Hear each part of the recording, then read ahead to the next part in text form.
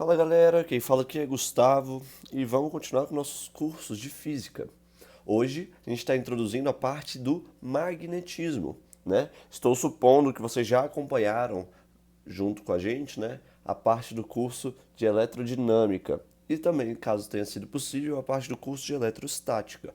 Porém, magnetismo, apesar de ser uma matéria considerada totalmente diferente da elétrica, na minha opinião, você tem que estar bem, muito bem na parte de elétrica para poder compreender todos os conceitos. A parte de magnetismo, sinceramente, é uma das partes mais legais da física. É aqui que a gente vai começar a entender os processos de como, por exemplo, uma hidrelétrica funciona. É a partir daqui que a gente vai começar a entender como é que os ímãs funcionam. Que tipo de força é essa que atua nos ímãs? Que é um campo magnético e vários conceitos que existem no nosso dia a dia que a gente sequer pensa que pode ter relação com o magnetismo, tá bom? Então vamos começar aí, o magnetismo, a parte teórica. Bom, vou dar primeiramente um pequeno histórico. Antes de Cristo, o pessoal já estava sabendo de uma rocha que atraía pequenos pedaços de ferro, tá bom? Antes de Cristo, alguns séculos antes de Cristo.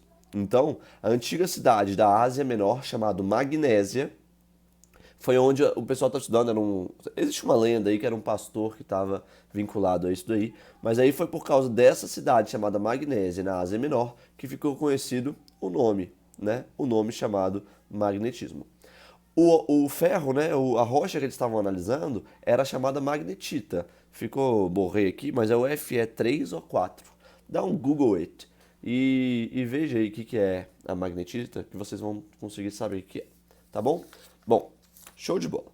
Mas o que eu preciso saber? Eu poderia encher aqui de historinha para vocês, mas eu acho que a gente precisa focar. Focar nas provas, no que mais cai, no que é importante, o que a maior quantidade de itens cobra pra gente. Então a gente precisa definir o que é um ímã. Interessantíssimo saber o que é um ímã para os vestibulares. Bom, o ímã é isso aqui, ó. Tá aí, uma caixinha. É um ímã. É aquela borracha azul e vermelha? Tô brincando, não tem nada a ver. Mas o ímã, ele tem dois polos, o polo norte e o polo sul. O polo norte, a gente vai tratar isso daqui a pouco, mas a gente vai falar de coisas desse tipo aqui, ó. Já eu vou explicar isso aqui um pouco melhor. Mas o ímã pode ser representado dessa maneira aí. Uma outra representação do ímã é essa aqui, em que a gente não precisa dizer que esse é o norte, viu? O pretinho já está dizendo por si só que é o norte. Então, caso você se depare com uma questão em que o ímã seja desenhado dessa segunda maneira aqui, tome muito cuidado. Lembre-se que o preto é sempre o norte. Ele não vai te avisar, né? Você tem que saber que o preto é o norte, tá bom? Então é importante você saber. Bom, já sabendo que é o ímã, agora a gente vai falar. Um ímã possui sempre dois polos, né? Faltou acento no polos. Então, se eu quebrá-lo, o que acontece? Polos. Se eu quebrar o ímã, o que vai acontecer? Ó, tenho esse ímã aí, vou quebrar bem na rachadura aí, ó. Eu vou produzir outros dois ímãs com dois polos. Significa que eu nunca vou conseguir produzir um polo separado. Um polo separado nunca será produzido, tá bom? Nunca, nunca, nunca. Ou seja, se você quebrar um ímã, ele vai produzir dois polos. Sempre. Nunca será produzir um polo sozinho. Sempre que você quebrar, vai ficar norte e sul. Quebrou, norte e sul. Tudo bem? Vamos falar agora da atração. Pensa só em dois ímãs. Você tem um ímã que está polarizado norte e sul dessa maneira, e esse ímã que está sul e norte. Como o norte está para cá e o sul está aqui, ele vai sofrer uma força de atração, definida como sendo uma força magnética. Essa força magnética faz a atração do ímã. E aí pode ser que eles se juntem, né? Todo mundo já brincou com ímã de geladeira, uns ímãs fortes, aí você fica tentando grudar os lados opostos. Se você pegar, falando o contrário da atração agora, se eu pegar um ímã que é definido como sendo norte e sul, e eu pegar um outro ímã definido como sendo, desculpa, esse aqui é sul e norte, e um outro ímã definido como sendo norte e sul, eles vão repelir, porque norte com norte vai repelir. É a mesma coisa que acontecia lá na carga elétrica, positivo com positivo repele, negativo com negativo repele. Aqui não tem cargas, viu, gente? Não existe positivo e negativo. Não existe isso aqui. O que vai acontecer nesse meu desenho que está muito horroroso? Esse cara vai sofrer uma força para cá e esse cara vai sofrer uma força para cá. Eles repelem. E essa força desenhada é a chamada força magnética. Força magnética. Show de bola? Beleza. Vamos agora também por um negócio bem interessante que é a bússola.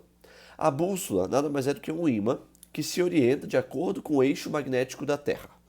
Eita, eita, de acordo com o quê? Eixo magnético da Terra. A Terra. Calma, galera, vamos com calma, né? A gente, antes de falar da Terra, temos que entender algumas coisas. Vamos entender, primeiramente, o que significa o campo magnético. Vamos fazer uma revisão? A gente já sabe lá no primeiro ano, nós vimos o campo gravitacional, definido como sendo G, a gravidade. Vimos no terceiro ano o chamado campo elétrico. Quando eu tenho duas carguinhas, deixa eu ver se eu consigo desenhar aqui, ó. Eu tenho uma carguinha positiva, eu tenho uma carguinha negativa, e aí eu produzo o campo que sai sempre do pose e vai para o negativo, sempre do positivo para o negativo. Pronto. Não é só uma linha, né? O campo ele faz assim. Pronto. E também temos o campo, campo magnético, definido pela letra B. Faltou aqui, né? É o B, tracinho. Porque são todos vetores. Estamos tratando de campos vetoriais, na verdade. A matéria de campo vetorial é muito vista no ensino superior. Tá? A gente estuda, principalmente em álgebra linear, o estudo de campos vetoriais. Tá? E aí nada mais é do que esses três tipos são os mais famosos. Na matemática, para quem tiver interesse, estudam vários outros tipos de campos magnéticos, de campos vetoriais, que não são físicos, não fazem sentido físico, mas são estudados, tá bom? E agora nós vamos falar da tal famosa linha de campo. Se liga nessa... Opa, deu uma dica. Se liga nesse ímã. Esse ímã aí, ele produz linhas de campo. Eu vou fazer as linhas de campo de laranjinha, que nem no outro desenho que eu fiz. As linhas sempre saem do norte e entram no sul por fora. E por dentro do ímã vão do sul para o norte. Sempre saem do norte e vão para o sul por fora. E dentro do ímã, do sul para o norte. Fora do ímã, norte para o sul. Dentro do ímã, sul para o norte. Fora do ímã, norte para o sul. Dentro do ímã, sul para o norte. E assim por diante. As outras linhas aqui fazem isso. E as outras linhas entram aqui. Gente, esse é o desenho do campo magnético de um ímã. Pensa só. Se você soltar um ímã bem aqui, um ímã desse jeitinho aqui, ó. Um ímã desse jeito. Eu quero soltar um ímã desse bem aqui. Olha o que vai acontecer. Vou soltar aqui, ó. O pretinho vai ficar aqui e o outro vai ficar aqui. E se eu soltar aqui, olha o que vai acontecer. O pretinho vai ficar aqui e o branquinho vai ficar aqui. Tá vendo que eles estão de forma diferente? E se eu soltar aqui, o pretinho vai ficar para cá e o branquinho para cá. Ou seja, o norte está seguindo a linha de campo para chegar no sul. Olha que legal, muito legal isso aqui. Se eu soltar um ímã, ele vai se posicionar de acordo com o campo que está chegando no sul.